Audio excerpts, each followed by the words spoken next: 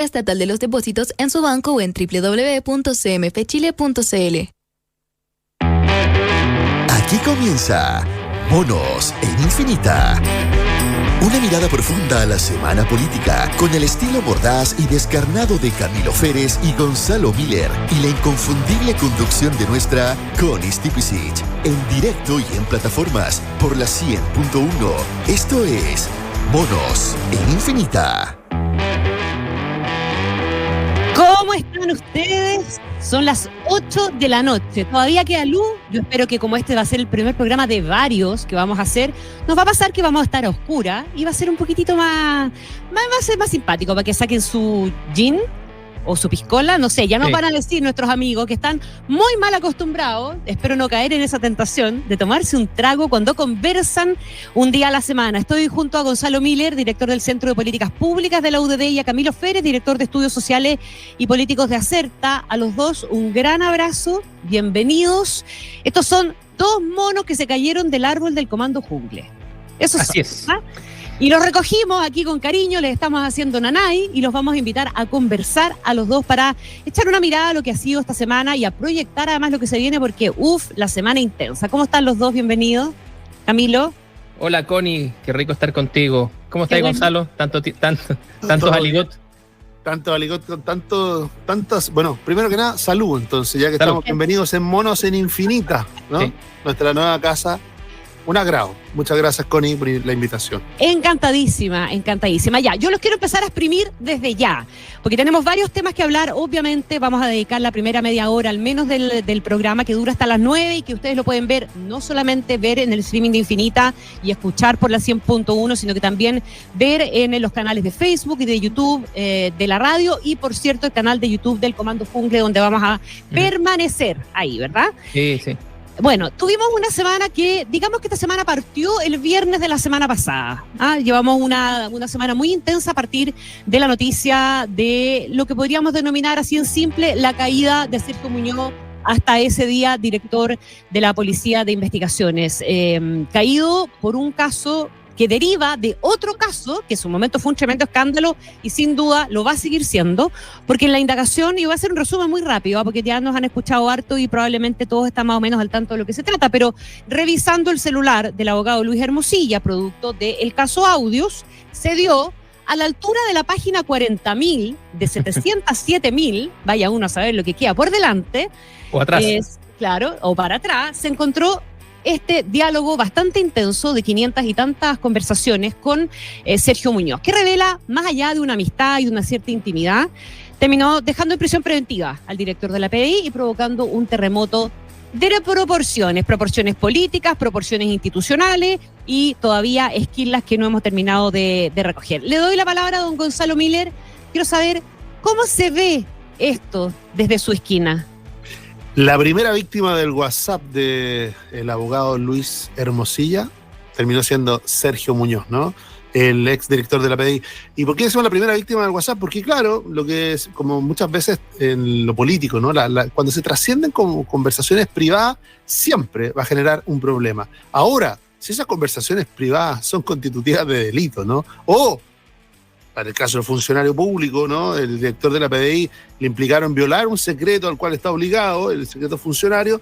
Bueno, de todas maneras, lo que hizo provocó su caída. Ahora, hay ciertos elementos que hay que mirar con cuidado. Estuvo varias horas sentado en La Moneda el director de la PDI en ese momento, Sergio Muñoz, el día viernes, con el ministro de Justicia, con el presidente, con la ministra del Interior, y se fue sin renunciar. Entiendo que renunció posteriormente. Entonces uno dice, pero ¿cómo? Con los antecedentes, con todo, con lo que hemos sabido, le tienen que haber preguntado, ¿esto es cierto? ¿Las acusaciones son correctas? ¿Usted violó el secreto? ¿Entregó información reservada? ¿Pero se fue? Sí, yo lo que yo tengo entendido, Gonzalo, y Camilo también, para que te metas en la conversación, lo que yo tengo entendido del reporteo que salió de todo lo que ocurrió ese día en La Moneda, es que efectivamente a Muñoz se le dijo que tenía que renunciar, que fuera a comunicar a su tropa, en definitiva, lo que tenía que pasar y que volviera a La Moneda a renunciar y que renunciara a él, que no esperara que le pidieran efectivamente la renuncia. Claro, con la diferencia que a él no se lo dijeron por la tele, como al general director de Carabineros. Exacto. ¿Ah? Tal cual. Tal cual. Pero a mí me llama mucho la atención eso, ¿por qué esa deferencia respecto de hechos tan graves? ¿No? Porque cuando uno escucha el día lunes ya a la vocera de gobierno y al propio presidente sobre la gravedad de los hechos, uno no entiende que por qué no le pidieron la renuncia el día mismo, el invierno. ¿Por qué no es el gobierno el que exige la renuncia del director de investigaciones? ¿Por qué se le deja esta deferencia de que se vaya a despedir? Él diga que se usa mucho en política para muchas cosas, ¿no? Y que él renunció, ¿no? Que él renunció y no le pidieron la renuncia. Que está bien ese eufemismo para muchas ocasiones, pero si hay una ocasión donde daba una señal equivocada, en mi opinión, era en este caso. Sí, bueno, no nos olvidemos que el que lo hizo de esa manera fue Sebastián Piñera cuando le dijo al general director que tenían que hablar. Él partió decapitando a Carabineros con todas las ínfulas de alguien que tiene todo ese poder, y la verdad es que las ruedas cuadradas de Carabineros comenzaron ahí y se agravaron después del estallido, por cierto. Así que tal vez algo haya aprendido el sistema político sobre lo complejo que es administrar instituciones que, por un lado, tienen una dependencia directa del poder político, pero por otro lado el poder político las necesita como el aire que respira, sobre todo en circunstancias como las actuales. Ahora, del episodio en cuestión, ¿cierto? Una arista, ¿cierto? Es la del director de la Policía de Investigaciones, y otra, ¿cierto? Es... ¿Sí? Dime, ¿tú me decías algo? Es que antes de que nos vayamos a las otras y a la política, ¿sí?, y a la manera en que esto quedémonos un poquitito en la gravedad del hecho y en lo que puede representar desde el punto de vista institucional también. Ojo, no es para quitarle bajo ninguna, porque hay que hablar de lo que está pasando en La Moneda, hay que hablar de la intervención de Vallejo el otro día, del impacto político que esto tiene en la oposición también, etcétera, pero quedémonos con la gravedad y con el remesón a la estantería institucional que representa. Completamente. Y en definitiva lo que trasunta, porque un poquito para allá iba, la defensa del director de la PDI ensaya una explicación, ¿cierto? Y dice que el director se vio obnubilado por alguien que se presentó ante él como el abogado del presidente. Uh-huh. Y lo que traducido, ¿cierto?, al lenguaje institucional significaba la persona que podía orejear a quien tomaba las decisiones sobre quién sube, quién baja, quién va hacia el costado o hacia el otro costado. Y por lo tanto, él quiso estar bien con esta persona, y probablemente esta persona le transmitió en algún momento, o eso es lo que dice su defensa, que la manera de estar bien era estar bien informado, ¿cierto? Con todo lo que eso significa. Obviamente reviste una tremenda gravedad, porque además este es todo un circuito extrainstitucional. No estamos hablando que el director de la Policía de Investigaciones se comunicó con su dependencia política directa, no se comunicó directamente con el ministro del Interior, sino que a través de un intermediario. Y ese intermediario, ¿cierto?, puede ser que le haya dicho exactamente toda la información al ministro del Interior, pero además puede sacar muchos réditos del hecho de tener y acceder a esa información. Entonces estoy de acuerdo contigo, esto es de una gravedad tremenda. La salida del director de la Policía de Investigaciones es lo lógico, es lo razonable, podría haber sido con más o menos escándalo, pero en definitiva el producto tiene que ser ese. Y lo que está pasando hoy día, que es que él esté además enfrentando privación de su libertad y esperando hacer a un juicio, digamos, para que veamos hasta dónde llega esto. Independiente de los colores políticos, Gonzalo, porque nos vamos a meter si esto tiene o no tiene un impacto en la oposición también, ¿verdad? Por las personas que aparecen nombradas y por las cercanías, etcétera.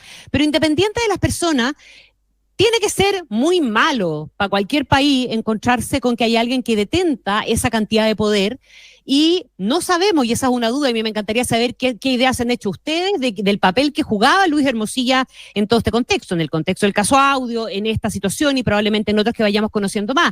¿Es alguien que se da las partes finalmente, o efectivamente tenía una dosis de poder suficiente como para alterar eventualmente rumbos de cosas? Y eso sí que es preocupante, insisto, independiente incluso de los nombres y de las personas. Sin duda, yo creo que es grave, la gravedad evidente, ¿no? Respecto no solo al daño que recibe la Policía de Investigación institucionalmente, sino que en general la confianza pública respecto al funcionamiento institucional, ¿no? De cuál es la lógica.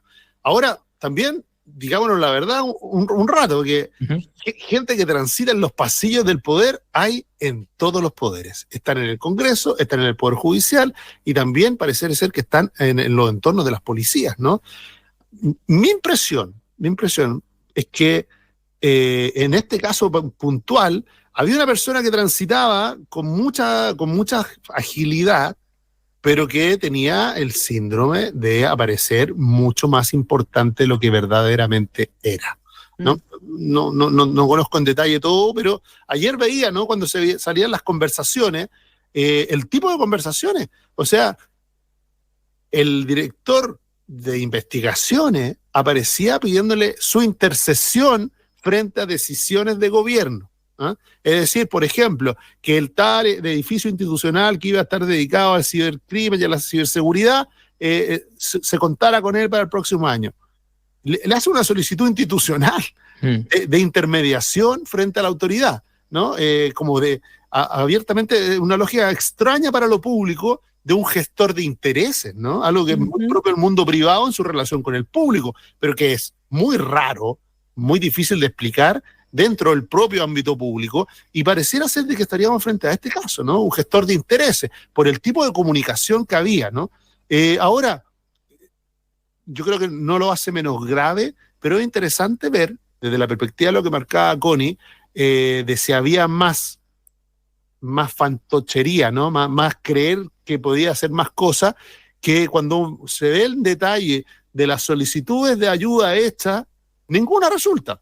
¿Ah? A pesar de que, como en todo buen vendedor, le decía que iban por buen camino, ¿no? Iban por buen camino las gestiones. Ahora, pero ninguna de las solicitudes llega a puerto. De hecho, la única que llega a puerto... Mal delivery, decís tú. Llega a puerto en este gobierno. No, que va configurando un personaje, ¿no? Un personaje que transita por los pasillos del poder, que tiene cercanía evidente y manifiesta con personas que ejercieron gran poder en el país, pero que también esa imagen la utiliza en beneficio personal. ¿Cuál es tu imagen? ¿Qué idea te has formado tú del rol de Luis Hermosilla, Camilo? Y yo no sé si estás de acuerdo conmigo o no, pero yo encuentro que estamos listos para que nos invadan los extraterrestres. Sí, este señor que era director de la PDI había sido director de inteligencia, bien desinteligente su forma de actuar y de dejar plasmadas conversaciones en un teléfono, y además en qué momento se arrogó la potestad de proteger las instituciones, porque él argumentó en la declaración ante el Ministerio Público que él todo esto lo hacía por proteger a la PDI y por proteger a la Presidencia de la República. Sí, mira, yo creo que el circuito extrainstitucional en el mundo de los abogados es bastante conocido y en definitiva además es propiciado por los sistemas de nombramiento. Algo salió por ahí, digamos, de unas quejas que había deslizado Hernán Larraín. Larraín cuando era ministro de Justicia. Sí, y que presumo que la aparición en los diarios también tiene que ver con que las volvió a deslizar. O sea, dijo, recuerden que yo dije esto, porque no creo que se le haya ocurrido, digamos, al periodista sacarlo solo, digamos. Pero algo hay en ese mensaje. Es decir, el nombramiento y además nos permite pensar en qué es lo que podemos esperar que siga saliendo de esos audios. Porque los nombramientos en las cortes, en los tribunales, los nombramientos de los notarios, los nombramientos del fiscal nacional, se dan en un contexto, ¿cierto?, de diálogo con el sistema político que es muy intermediado por agentes que son facilitadores de la relación con los supremos, de la relación con los senadores, de la relación... Entonces, hay intermediarios en esa conversación. Y por lo tanto, uno presume que es en ese circuito en el que se generan un conjunto de redes, que son redes de reciprocidad finalmente, en los que hay ciertas personas que se vuelven expertos en mostrarse no solamente como gestores útiles, sino que además a veces incluso arrogarse gestiones que no necesariamente han pasado por sus manos. Ahí uno nunca sabe. Los que venimos del negocio de la consultoría sabemos que hay una parte, digamos, de lo que uno vende, que es el celofán con el que lo envuelve.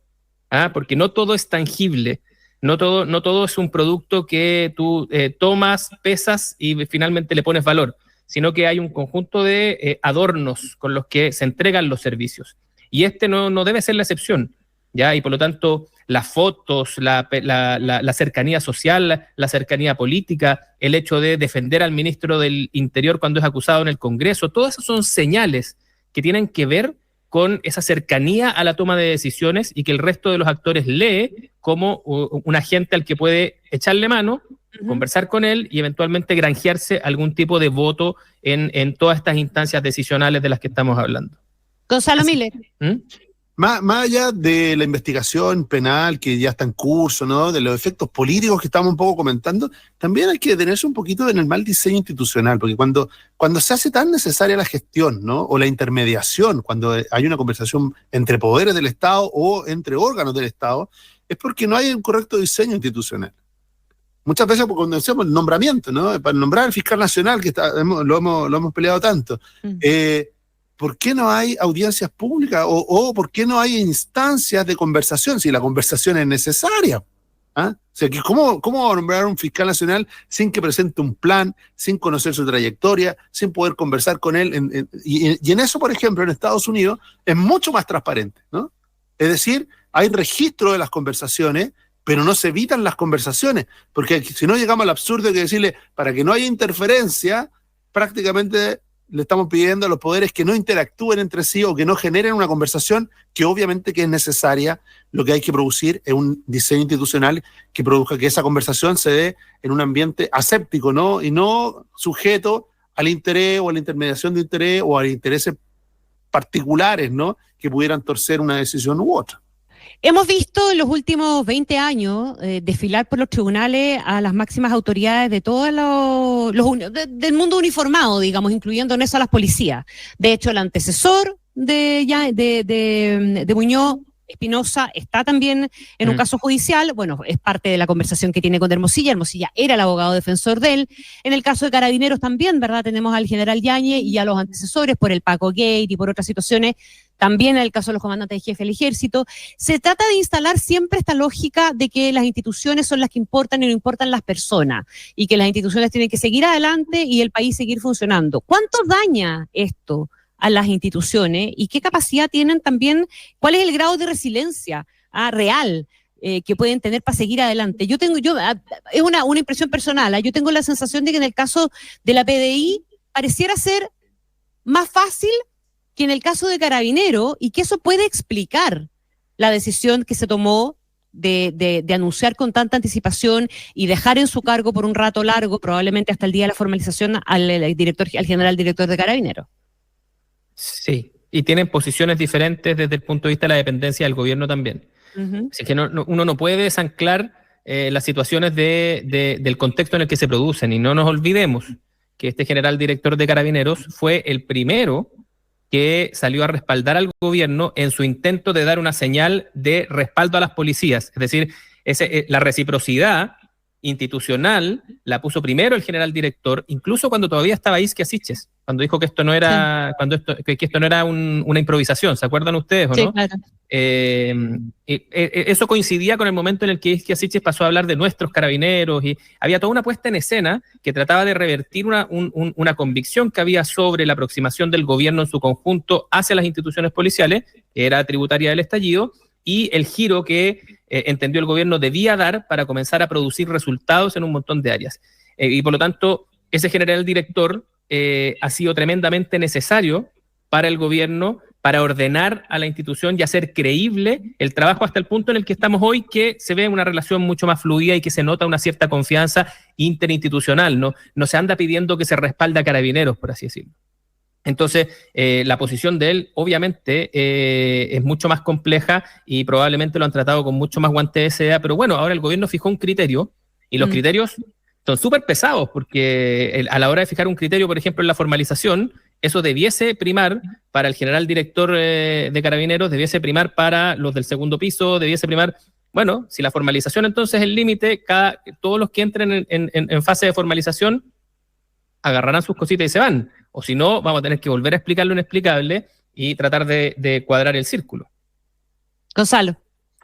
Yo creo que, bueno, estoy de acuerdo con lo que dice Camilo, pero le haría un matiz, sí. Le haría un matiz en términos de que, claro, uno mira por qué las reacciones son siempre iguales, debieran ser en este ideal no político de igualdad en el trato, debieran tratarse igual a las policías, pero hay un principio que se llama un principio de realidad, ¿no?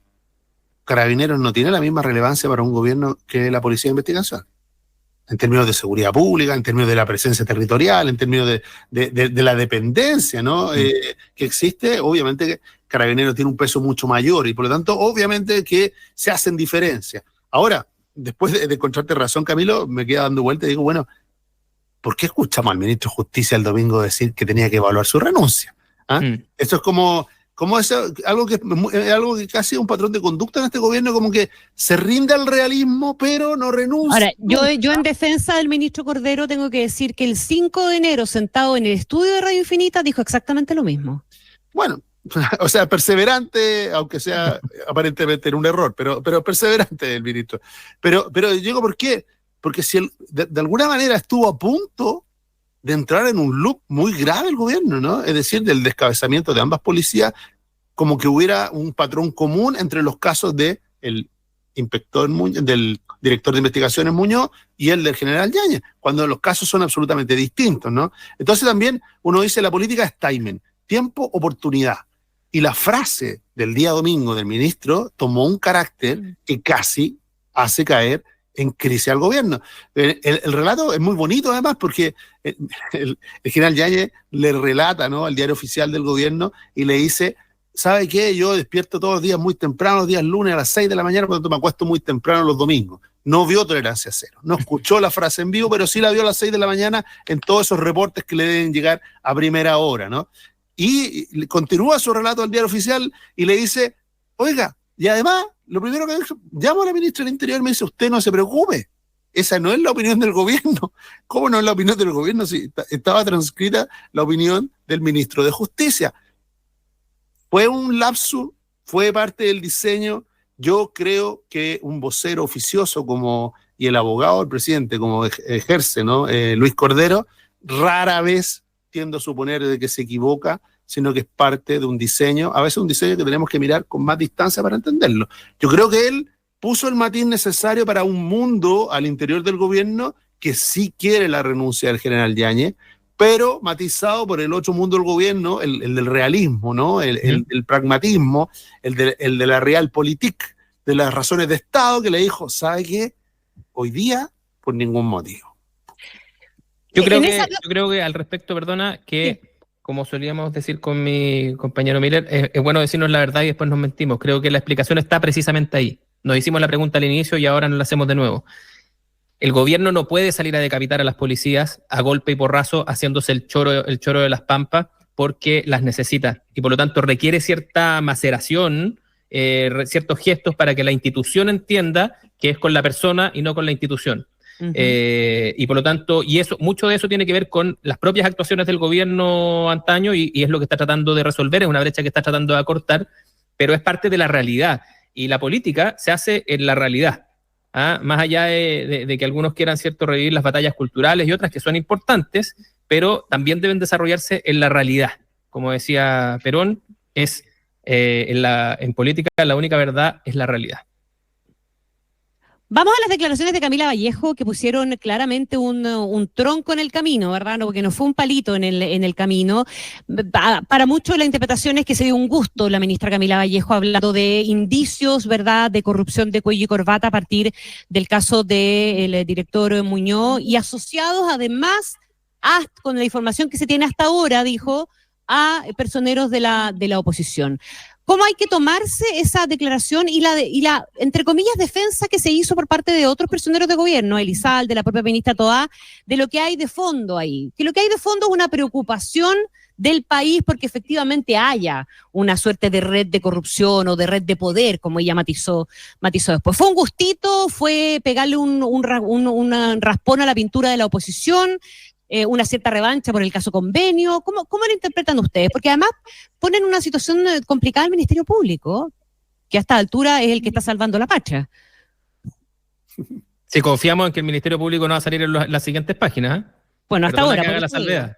Por eso, hasta ahora. Sí, porque si no, está complicado sin la ministra Vallejo. No necesita la ministra Vallejo para complicarse. No, ya te dije, merecemos que nos invadan los extraterrestres. Sí, perdona Gonzalo, iba a hablar. Antes que nos invadan los extraterrestres, un poquito antes que nos invadan los extraterrestres. Yo creo que hace rato que la ministra Vallejo hay que leerla en dos códigos. Uno, es la ansiedad propia de alguien que quiere ser candidato y no logra encontrar un tema que lo potencie. Yo creo que aquí la ansiedad le jugó una mala pasada. Yo creo que las declaraciones tanto de Carolina Toá como de Elizalde y otros fueron en un tono de solidaridad, tratando de matizar abiertamente, y le recordaron que ojalá matizara ella misma sus palabras lo que hizo al día siguiente, ¿no? Porque la quitada de piso que le hizo el fiscal nacional, en términos de que si tuviera algún antecedente como para hacer las afirmaciones graves que estaba haciendo, tenía que entregarlo a la fiscalía. Y la propia Camila Vallejo dijo que no, que era una intuición, que no tenía ningún antecedente. No tú, los otros cuello y corbata. Los otros a lo Planceta. ¿Ah?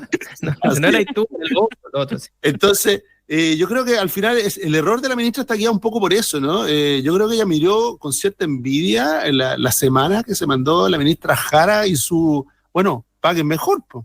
Una controversia que te pone y te posiciona, al menos frente a tu electorado, en el lugar correcto. Yo creo que eso es lo que tenía la ministra Vallejo cuando se lanza esto de la red de corrupción de cuello y corbata, tratar de usar lo que muchas veces los políticos hacen, ¿no? Sin importar su color, es tratar de ocuparse estos prejuicios que habitan en nosotros, ¿no? Ciertos supuestos básicos y activarlos, ¿no? Cosa de generar empatía, identidad y de alguna manera una ganancia política. Yo creo que salió mal, tuvo que retroceder al estilo Vallejo, ¿sí? Como los tanques italianos, ¿no? Los únicos tanques que tienen en reversa, son capaces de echar para atrás, ¿no?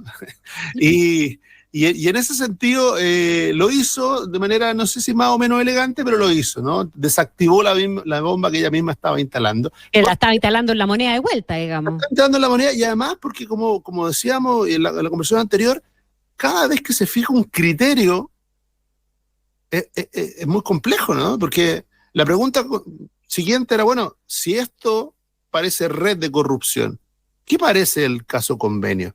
Que ahora la estrategia del gobierno siempre ha sido de que esto es algo que pasó en Antofagasta entre dos personas, ¿no? Y que entonces, de alguna manera, ese aprovechamiento no tenía una posibilidad de éxito en términos de la realidad o de que te cobraran rápidamente el mismo criterio para otros casos, ¿no?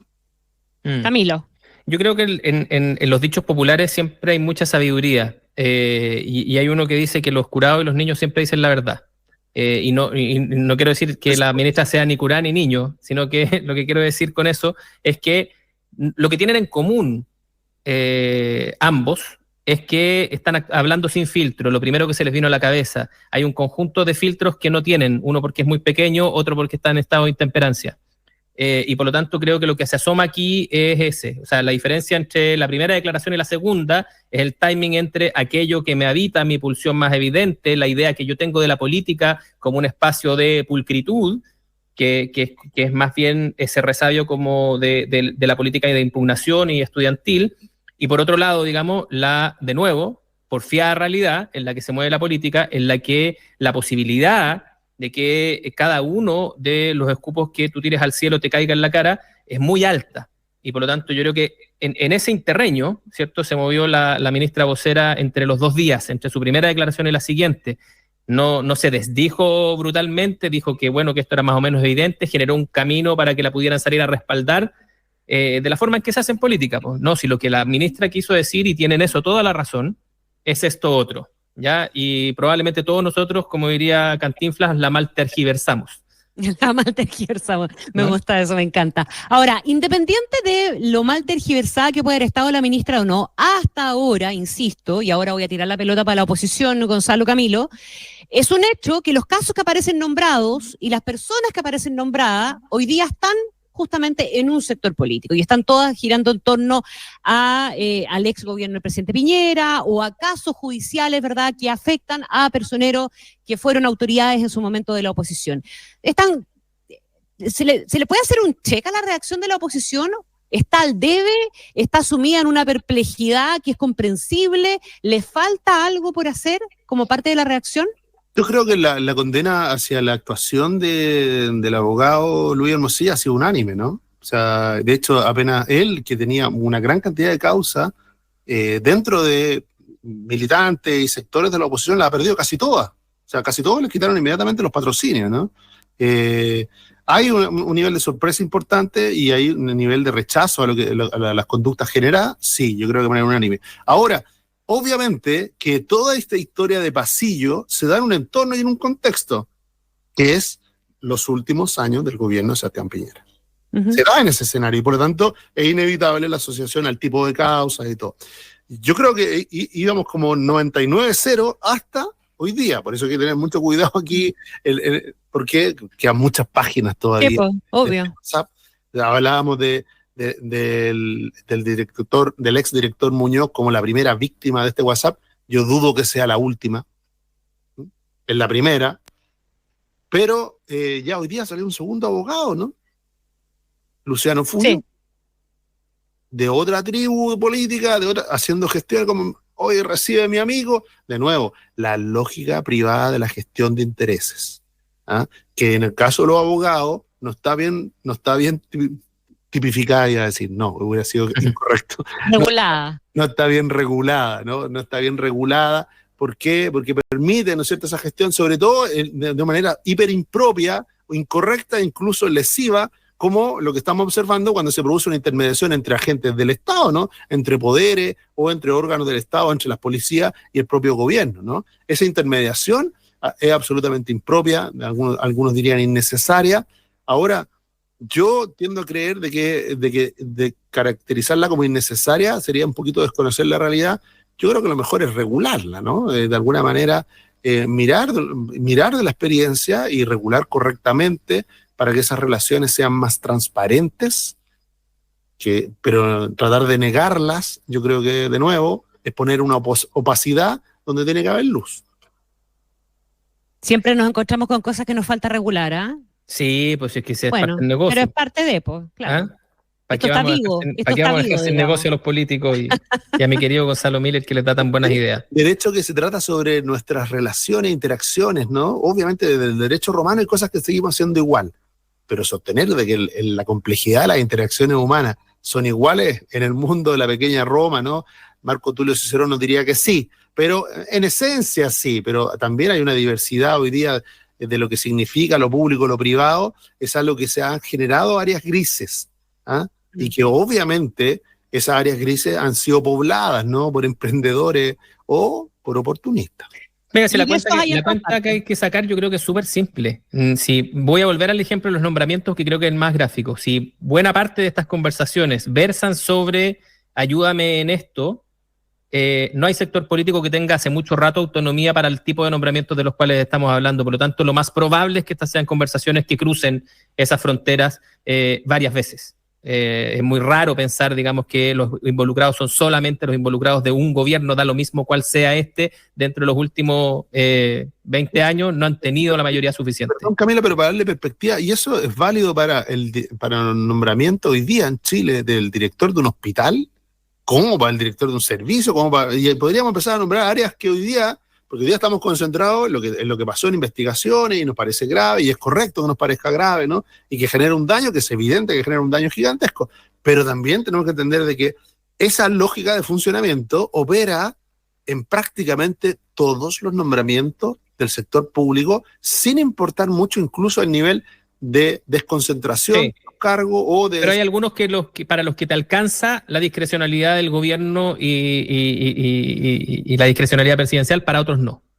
Para nombrar jueces de la Suprema no te alcanza, para nombrar fiscal nacional no te alcanza, o sea, esos nombramientos van a requerir de una transversalidad de la conversación y por lo tanto probablemente van a estar en la página 622.000 varios de ellos.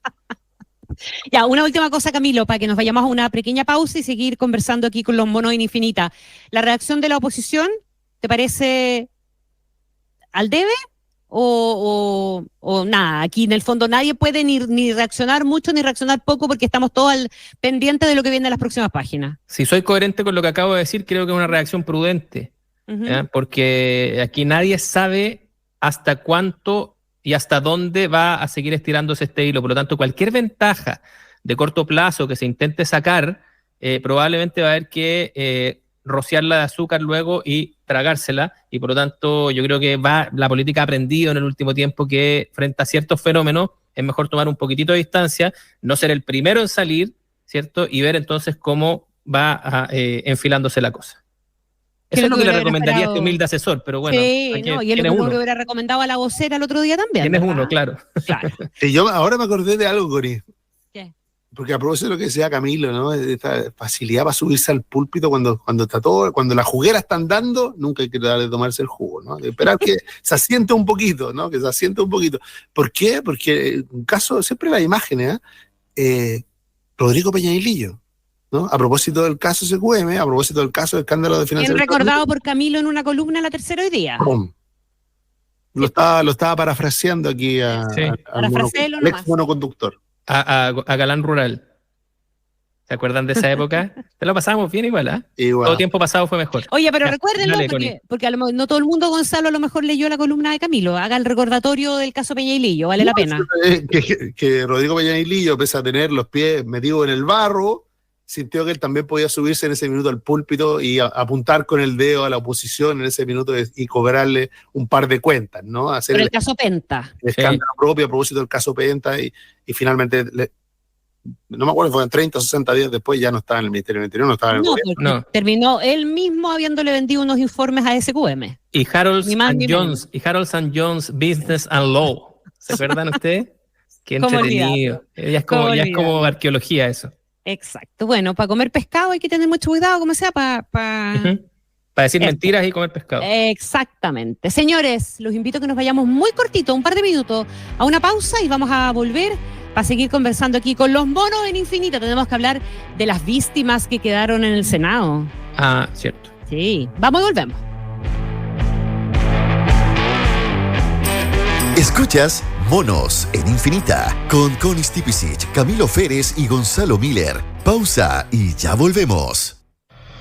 Viaja al futuro con Container World, líder en construcción modular. Despreocúpate de los maestros. Deja en manos de expertos tu construcción modular. Visita nuestra nueva sala de ventas. Agenda una visita con nuestro equipo de vendedores expertos. Visita containerworld.cl y conoce un mundo de soluciones. Estamos en Panamericana Sur, Poniente, kilómetro 39, Comuna de Paine. Container World, un mundo de soluciones modulares. Papá, ¿quiénes son esas personas? Esas personas se preocupan por la seguridad de todos los conductores. Y el progreso de los territorios, el medio ambiente y la biodiversidad. Oye, pero qué informada. En ISA Intervial trabajamos para conectar a millones de personas las 24 horas del día y los 7 días de la semana, operando carreteras que nos unen como país. Y mientras conectamos personas, eso que menos ves es lo que más cuidamos.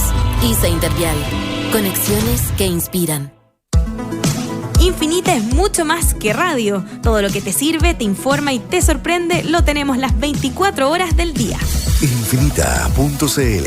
En Infinita vivimos la experiencia multiplataforma. Estamos en Facebook, Twitter, Instagram, YouTube y Spotify. Programas que no solo puedes oír, también nos puedes ver desde nuestros estudios en una calidad que no tiene competencia. Es Infinita por la 100.1 e Infinita.cl y todas sus plataformas. Infinita, palabras con poder. Parece que es lejos, pero no tanto. Bienvenido a Lonquimay, tierra de volcanes, senderos únicos, araucaria y calidad de vida. Sí, porque en este rincón de Chile también se pueden encontrar las viviendas definitivas que construyó el MIMBU con el plan de emergencia habitacional. Porque cuando se construyen cambios, se construyen sueños. Conoce más sobre el plan de emergencia habitacional en www.mimbu.cl. Ministerio de Vivienda y Urbanismo. Gobierno de Chile. En Infinita te acompañamos las 24 horas. Son las 8:39 minutos. Estamos de vuelta con Monos en Infinita, junto a Connie Stipicic, Camilo Férez y Gonzalo Miller. Camilo Férez, Gonzalo Miller, Los Monos en Infinita, primer programa, esperamos de varios. Ya vamos a seguir teniendo tema de conversación, obviamente, con las 707.000 páginas de los WhatsApp de Luis Hermosilla y la primera víctima, en este caso como la definió Gonzalo, el ahora exdirector de la PDI. Vámonos al Senado, porque en el Senado, lo que pasó esta semana en el Senado, con la elección de la nueva mesa del Senado, presidencia y vicepresidencia, más allá de los cagüines, del cargo era mío, no era tuyo, que era democracia cristiana, que era demócrata, etcétera, etcétera, habla de un ambiente que es inquietante, pero además también de una reconfiguración del mapa político de la que habíamos tomado nota hace rato. Yo hoy día discutía con el senador Quintana, le decía, pero parece que ustedes recién se dieron cuenta que demócrata apareció justamente por una reconfiguración del mundo político post trabajo de la Convención Constitucional, ¿verdad? Ahí fue donde esta cuestión se reordenó entera, y esto es básicamente la consagración de ese nuevo orden político, que también nos da luces de cómo viene la mano de aquí en adelante. Sin duda, yo creo que aquí no leerlo en clave electoral, recordemos, el gobierno y el oficialismo con bastante éxito, digamos, lo que está haciendo es tratando de formar un solo bloque, ahora hasta la DC. La DC, que fue un paria los 2 primeros años, donde no eran invitados, pero a ningún cumpleaños, a ninguna fiesta, a nada, hoy día lo que la DC quiera es. Y resulta que la DC quería un cupo en Hacienda para Yarna Proboste y no para Jimena Rincón. ¿Por qué? Porque Jimena Rincón ya no era DC, y eso era imperdonable para la DC, ¿no? Que ese cupo no fuera. Y esa pequeña disputa, ¿no? Entre Proboste y Rincón terminó siendo la última chispa que necesitaba para arder esta pradera y para dibujar y hacer presente un mapa que, como decía muy bien Connie, es realidad, ¿no? Ahora, nada ocurre por casualidad. O sea, este reordenamiento no ocurrió ahora en el Senado. Ya había ocurrido respecto del plebiscito constitucional, el primer plebiscito constitucional del 2022, y a propósito del trabajo de la primera convención constitucional. Ahí se había empezado a ordenar el mapa de alguna manera, se habían construido confianza, habían trabajado juntos en campaña, habían hecho un trabajo, habían inscrito un partido, habían recibido cooperación, habían formado, tenían reuniones periódicas, había un diálogo muy fluido. Entonces, lo que se provocó es que tuvo de sorpresivo, creo yo, que nadie esperaba, lo que nadie esperaba era de que la Democracia Cristiana, que no es el partido más relevante para el gobierno ni para su coalición, ni siquiera es parte de su coalición de gobierno, provocara el problema que provocó en esta disputa a muerte entre Proboste y Jimena Rincón. ¿Por qué la provocó? Porque la lógica electoral pesó mucho. El gobierno dijo, bueno, estamos armando una alianza distinta, queremos llevar una lista única, necesitamos a la ADC, vamos a bancarnos la pelea de la ADC. Lo que no hubiera hecho nunca hace 3 meses atrás. Camilo. Sí, los que descubrieron en esta pasada que Demócratas era parte de la derecha me recordaron ¿se acuerdan ustedes en el gobierno de Bachelet cuando RD decía que no pertenecía al gobierno, pero el 99% de sus militantes trabajaban en el gobierno? Pero ellos estaban en una colaboración crítica. Claro. Es un poquito lo mismo, digamos. Esto efectivamente, como tú bien señalas, Connie, este es un clivaje, como decimos los ciúticos, que se corrió en el momento del plebiscito, en el momento de la convención comenzó, digamos, y que ha tenido varias verificaciones, hasta incluso el posicionamiento de Eduardo Frei en relación a los demás expresidentes de la concertación sobre el último plebiscito. Es decir, esto se viene verificando hace rato. La DC, a diferencia de lo que le pasa a partidos como el Partido Socialista, se quiebra y lo ha hecho históricamente. Es un partido que es rígido, si tenemos que hacer una analogía, y por lo tanto se le va el MAPU, se le va la izquierda cristiana, se le van los colorines, se le van los amarillos, se le van los demócratas. Es decir, se va quebrando, no le nacen lotes, sino que se va quebrando. Y eso es lo que viene pasando, digamos, y por lo tanto esto es parte de un proceso que venía ocurriendo. Ahora, eso no le resta importancia política al hecho de que hoy día sea no solamente Vox Populi, sino que además una realidad material y concreta, porque en ese mismo panorama electoral al que aludía Gonzalo, ¿cierto? El gobierno la tiene más o menos clara. El gobierno, para que lo digamos en términos simples, considera que no tiene la primera opción de salir airoso en las siguientes elecciones, particularmente en la parlamentaria y en la presidencial. Y por lo tanto lo que está construyendo es un pelotón grande, unido, que pueda defender de la mejor manera posible sus opciones. Y mientras al frente, que tienen una muy buena opción, mirado con los datos de hoy, digamos, todo esto puede cambiar, están haciendo todo lo contrario. Es bien curioso, digamos, que la derecha esté entrando en todas estas fases de diferenciación que son fractales, se producen en Las Condes, se producen con José Antonio Casi, con Matei, en definitiva están tan cerca del premio que se lo están repartiendo antes, y esa cuestión es súper mala política, como bien decía Gonzalo. Esta cuestión se trata de timing. Y en ese contexto, ¿cierto? El que amarillos y demócratas ya estén tan identificados con la derecha, les resta un cierto halo de negociación en esa pelotera. Son muy chiquititos y ya no tienen nada que amenazar. No pueden amenazar ni con el camino propio, no pueden amenazar con irse hacia otro conglomerado, porque en el otro conglomerado simplemente ya no tienen cabida, y ya está suficientemente conformado, por lo tanto tienen una única opción.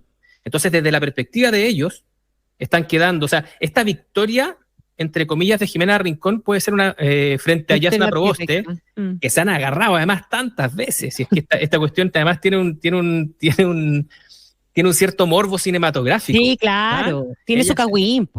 Se han agarrado tantas veces, pero esta victoria en particular de Jimena Rincón, yo me la tomaría con distancia, porque es una victoria que puede ser bien a lo pirro, en el sentido de que deja indefectiblemente a su formación. No digo que haya tenido otra posibilidad, pero hoy día ya es patente que es algo más parecido al PRI que a un partido de centro pivotante que puede marcar la diferencia, ¿cierto? Y negociar sobre representándose como hoy día se sobre representa. Gonzalo, el sueño dorado de muchos en la derecha había sido que esto se produjera en algún momento, que se produjera un quiebre en la democracia cristiana y que hubiera una migración y se formara un gran partido de centro, etcétera. ¿Cuáles son las semejanzas y las diferencias entre esto que está pasando ahora y esa pretensión que levantaron tantas veces y no pocos, mucho más desde Renovación Nacional si tú quieres, pero había también otros sectores de la derecha que lo miraban con bastante entusiasmo? Sí, yo creo que el primero hay un sentido de realidad importante respecto a la acción de demócratas, ¿no? Vio la oportunidad, la tomó, ¿no? La oportunidad se la regalaron la democracia cristiana, extrañamente el PPD y en el Partido Socialista se había desordenado un poco, pero nadie pensó que esto iba a llegar hasta el final, ¿no? Nadie pensó que la conducta de Proboste iba a llegar hasta el final y resulta que fue tarde la reacción, ¿no? Cuando llegaron a poner orden, llegaron tarde. Porque las consecuencias son finalmente prácticas en lo político, ¿no? El Senado, que se supone que iba a ser presidido por el oficialismo, hoy día lo preside la oposición. El Senado, que hasta ahora había actuado con cierta, por decirlo así, con cierta distancia respecto del orden político natural entre oficialismo y oposición, en términos de las votaciones y todo, se terminó generando un alineamiento, ¿no? O sea, hay una parte del centro importante que ya ha formado un pacto, ¿no?, de gobernanza en el Senado con la derecha, abiertamente, ¿no? Esos 27 votos pueden terminar siendo 27 votos que nos empecemos a acostumbrar a que se repitan, ¿no? Y que por lo tanto que empiecen a generar una acción política, ¿no? No solamente es un pacto administrativo que ya nos hemos acostumbrado a estos famosos pactos administrativos que son un desastre, en mi opinión. ¿Por qué? Porque es casi básicamente, pongámonos de acuerdo cómo nos repartimos esto, ¿no? Ya la máxima expresión de la rasquería, creo yo, tiene que ver con esto de los 8 meses de la Cámara de Diputados. O sea, ¿qué hace en 8 meses un presidente de la Cámara? No. ¿Qué conducción política le puede dar? Es muy difícil, ¿no? En el Senado, con toda la aristocracia, con todo el arraigambre, con toda la distancia, ¿no?, que tienen los senadores, habían logrado que fuera por un año, como en un gesto absolutamente de diferenciación. Magnánimo. Un año ya era otra cosa, ¿no? 8 meses. Entonces, hace mucho rato que el Senado ha tenido un rol relevante respecto de los gobiernos. El gran reducto opositor a Sebastián Piñera no fue la Cámara de Diputados. No, fue el Senado. Fue el Senado. Fue el senador Quintana, fue ahí donde se produjo, le trancaron la pelota en los proyectos, no lo dejaron avanzar el proyecto de ley. La oposición de la época hizo suyo el Senado para ser el contrapeso del Ejecutivo. Y yo creo que esa misma dinámica va a empezar a ocurrir. ¿Por qué? De nuevo, por el principio, yo creo que está muy influido por la lógica electoral. Estamos iniciando el ciclo electoral. Hay elecciones de gobernadores, consejeros regionales, alcaldes y concejales el 27 de octubre. Y en poco tiempo más, 1 año y medio más, parlamentario y presidencial. Esa lógica que está empezando a presionar las instituciones, en este caso el Senado, veamos qué pasa en la Cámara de Diputados, donde también el gobierno dijo, nosotros vamos a juntar los votos porque el gobierno había sido bastante efectivo en juntar una mayoría, especialmente para las acusaciones constitucionales, pero también para algunos proyectos en la Cámara de Diputados. Pero este nuevo alineamiento en el Senado, donde el premio para los pivotantes, ¿no? Matías Walker es vicepresidente del Senado. Yo creo que la posibilidad de que el PDG dirija la Cámara de Diputados o de que los partidos pequeños alcancen grandes cuotas de poder, le puede arrebatar también la Cámara de Diputados al gobierno, le va a costar mucho más, por decirlo en simple, ¿no? Le va a salir bastante más caro retener lo que tenían hasta ahora, mucho menos respecto del tipo de negociaciones. Ahora, ese cambio, cuando ya se sincera ¿quién tiene mayoría y dónde? Es que ese es el punto, es una contratación, ¿no? Yo creo que esa contratación, contraintuitivamente para algunos, abre la puerta a diálogo. Yo creo que el sinceramiento de quién es quién y dónde está parado es mucho más fácil dejar el baile de máscaras de lado y decirle, bueno, estamos parados aquí, somos la oposición, esto es lo que queremos, somos el oficialismo, tenemos menos votos, por lo tanto no podemos... Y si usted quiere sacar adelante el proyecto, tiene que hacerse cargo de que la mayoría está aquí y tiene que convencernos de entregarle los votos, ¿no? Ahora, en esa lógica y la lógica del río revuelto, ganancia de pescadores, y esta es una opinión totalmente personal, pero yo creo que la figura de García Ruminó puede terminar siendo un bálsamo. Sí, puede que no, pero en definitiva lo que se entierra de manera definitiva es la idea o la ilusión de que existe espacio para acuerdos amplios en esta configuración, en esta legislatura.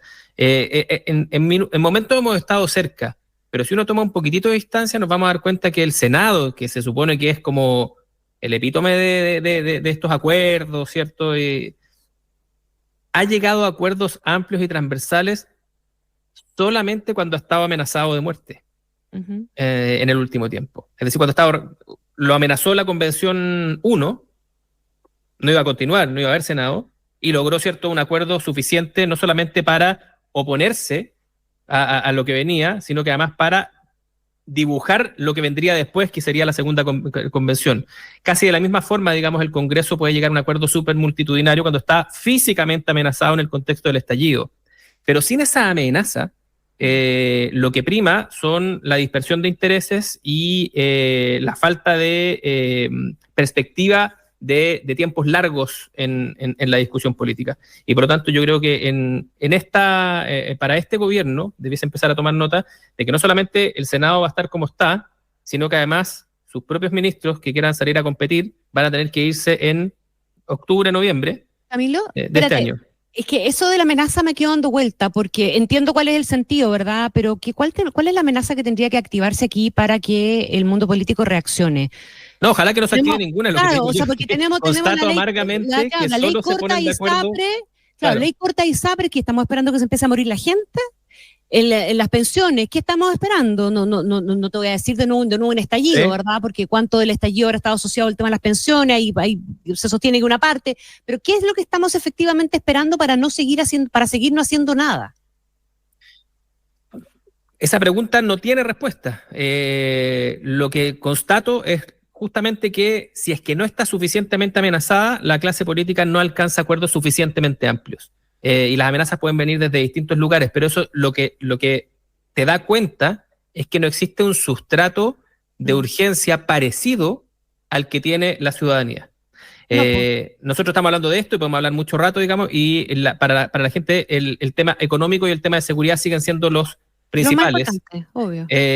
Varios de ellos requieren ciertos niveles de acuerdo, varios de ellos requieren ciertas reformas, varios de ellos requieren decisiones que, aunque no son reformas, necesitan un cierto sustento político para viabilizar inversiones, en fin, para fortalecer policías, para eventualmente meter militares en la calle, como quieren algunos, da lo mismo.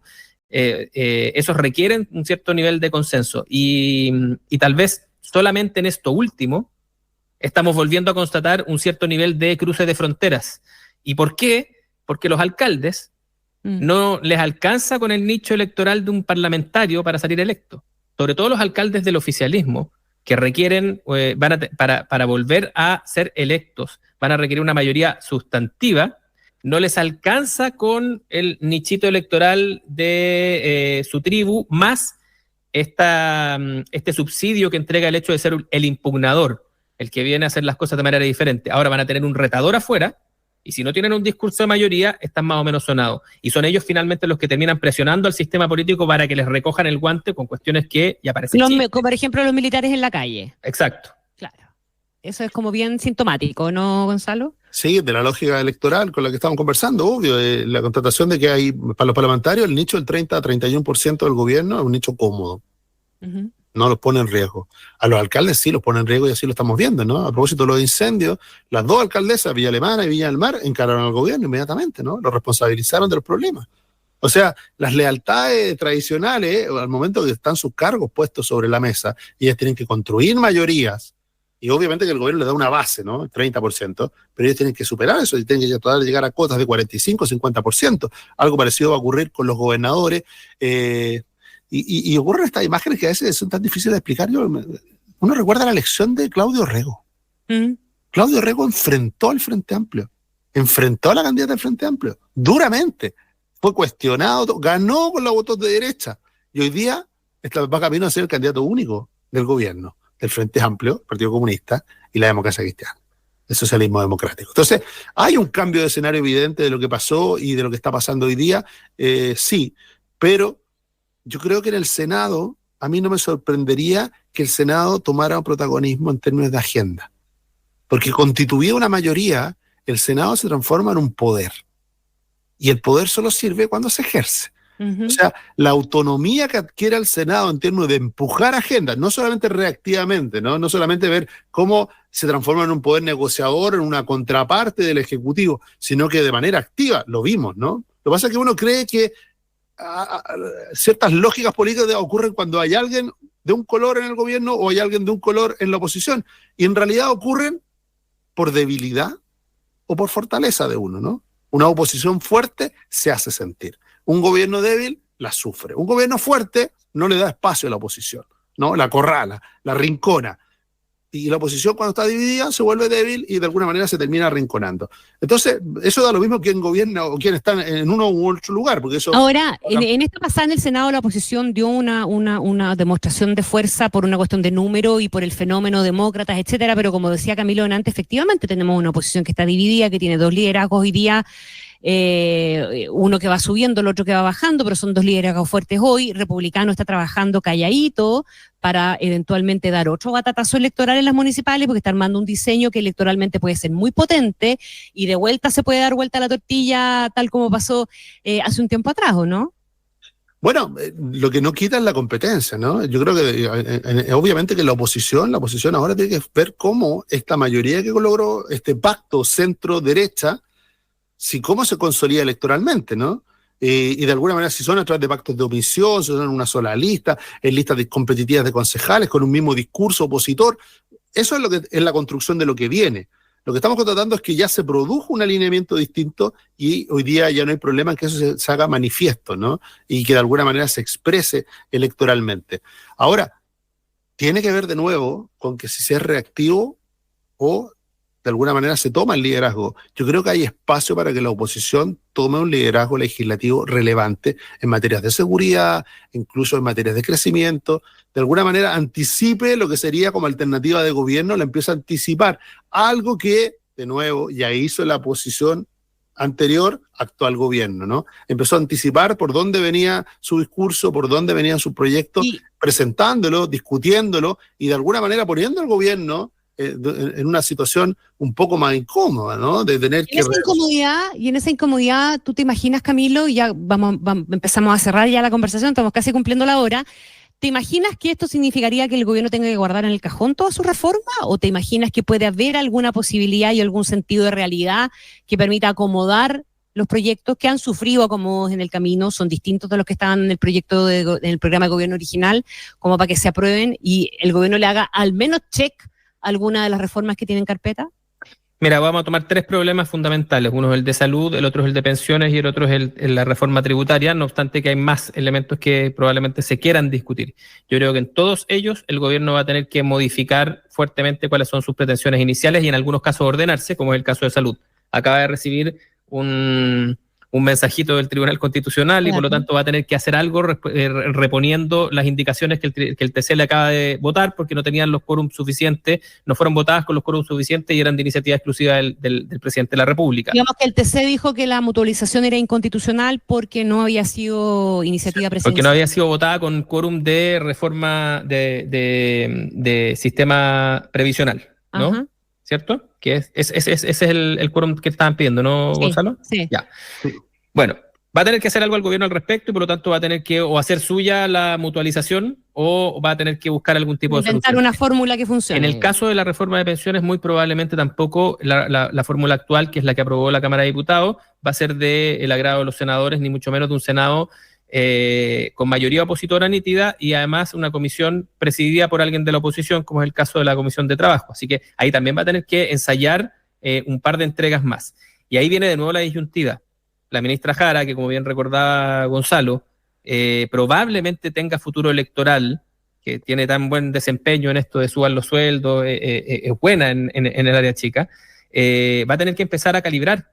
Si es que el público al que ella le va a hablar para ser electa, digamos, resiste su gobiernismo en el sentido de buscar los mínimos posibles para aprobar una reforma, o más bien le va a premiar que ella se mantenga con los máximos necesarios para arrinconar a la derecha y por lo tanto hacerla culpable de no tener una reforma de pensiones. Y para el caso de la reforma previsional, yo creo que, de la reforma tributaria, yo creo que Marcel probablemente va a tener votos para la primera parte de esta, que tiene que ver con los incentivos a la inversión, pero para la segunda se ve harto difícil, salvo que pasen cosas extrañas y se vincule la reforma de pensiones a la reforma tributaria en algún tipo de acuerdo que tenga que ver con una mayor PGU, imaginémonos, por ahí, digamos, y recién ahí probablemente pueda destrabar parte de un aumento de tributario. Pero las opciones del gobierno son pocas y el tiempo más poco aún. Monos queridos, Gonzalo Miller, Camilo Férez, terminamos.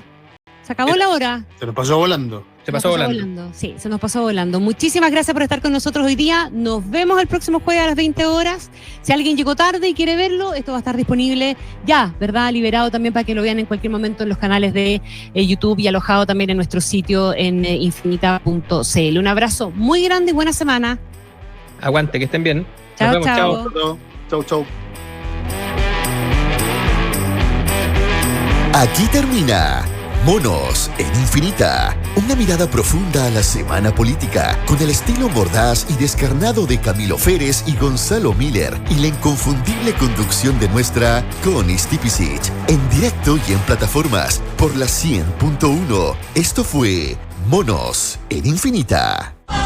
Las ingenierías civiles de la Universidad San Sebastián han sumado a su certificación nacional, otorgada por la agencia Acredita CI, la acreditación internacional por 6 años, entregada por la agencia alemana ACAS, siendo reconocidas con estándares de la Unión Europea en todas sus modalidades. Reconocimiento nacional e internacional que respalda nuestro compromiso con la calidad formativa de los futuros ingenieros civiles de Chile. Conoce más